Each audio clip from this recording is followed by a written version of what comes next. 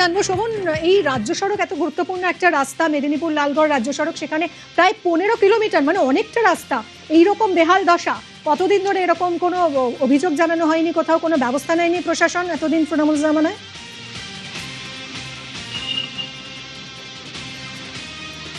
একেবারে মিমি, দেখো তৃণমূল জমানায় কিন্তু যেটা স্থানীয় মানুষরা অভিযোগ করছে যে তৃণমূল জমানায় বারবার কিন্তু বিভিন্ন সংশ্লিষ্ট দপ্তর যেগুলো রয়েছে, পূর্ত দপ্তর এবং স্থানীয় প্রশাসন, ব্লক প্রশাসন থেকে শুরু করে জেলা প্রশাসন, সর্ব জায়গাতেই কিন্তু এই স্থানীয় লোকেরা কিন্তু অভিযোগ জানিয়েছেন এই রাস্তা সম্প্রসারণের জন্য বা রাস্তা মেরামতের জন্য।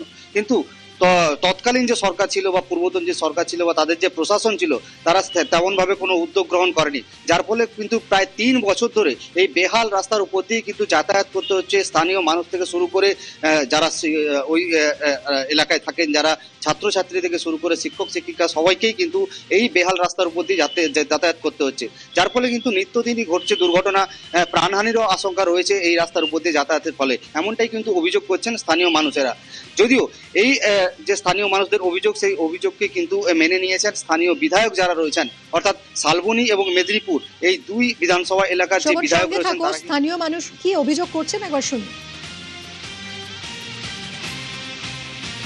ভাদুতলা থেকে লালগড় পুরো এরকমই অবস্থা, বর্ষা হলে বেশি হয়, প্রচুর অসুবিধা। মানে বর্ষায় যাচ্ছি, ধরুন জল জমে আছে, সাইকেলে এমন ছিটালো গাড়ি যে গোটা জামা প্যান্ট একদম নষ্ট হয়ে যায়, তারপরে আপনার অ্যাক্সিডেন্ট হয়। চাইছি এটা ভালো হোক। রাস্তাটা খুব একটা ভালো, রাস্তাটাতে দেখলাম যে প্রত্যেকটা খানা খন্দে ঘোরা আছে, প্রচন্ড পরিমাণে গর্ত হয়ে আছে, যে কোনো মুহূর্তে বিপদ ঘটতে পারে, তাই ইমিডিয়েট এটা ইয়ে করা, স্টেপ নেওয়া উচিত। শোভন, এই যে বিজেপি বিধায়ক তারা অভিযোগ করছেন যে তৃণমূল আমলে বারবার অভিযোগ জানানো হয়েছে কিন্তু বঞ্চনা করা হয়েছে, এই রাস্তার দিকে কোনো রকম নজরই দেওয়া হয়নি, এবার তাহলে কি ব্যবস্থা নেবে, কি বলছেন বিজেপি বিধায়ক?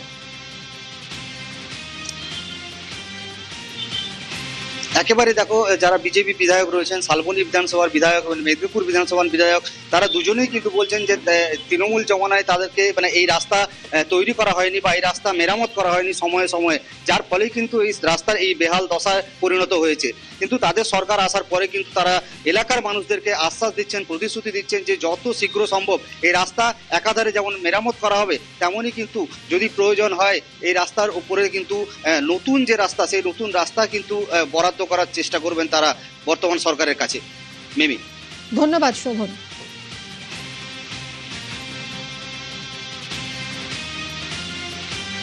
বর্ষায় পুরো গর্তগুলো জলে ভরে যায়, প্রচুর অ্যাক্সিডেন্টও হচ্ছে এই রাস্তায়। দীর্ঘ 3 বছর ধরে এই রাস্তার এই অবস্থা।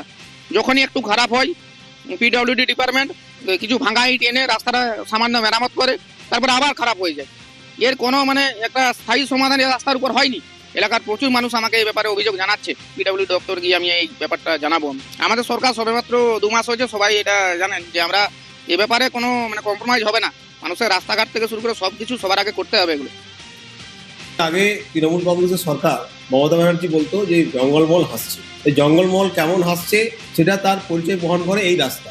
বারবার গত সরকারকে বলার চেষ্টা করেছি বিরোধী অবস্থায়, কিন্তু এই রাস্তার দিকে কেউ তাকায়নি। আমি অলরেডি পিডব্লিউ ডিপার্টমেন্টের যিনি আধিকারিক আছেন, সিএমও আছেন, তাকে ইমেল মারফত সমস্ত কিছু জানিয়েছি যে এই রাস্তা ডাবল ইঞ্জিন সরকার করবে এবং সাধারণ মানুষের যে দীর্ঘদিনের সমস্যা সেটা দ্রুত সমাধান হবে।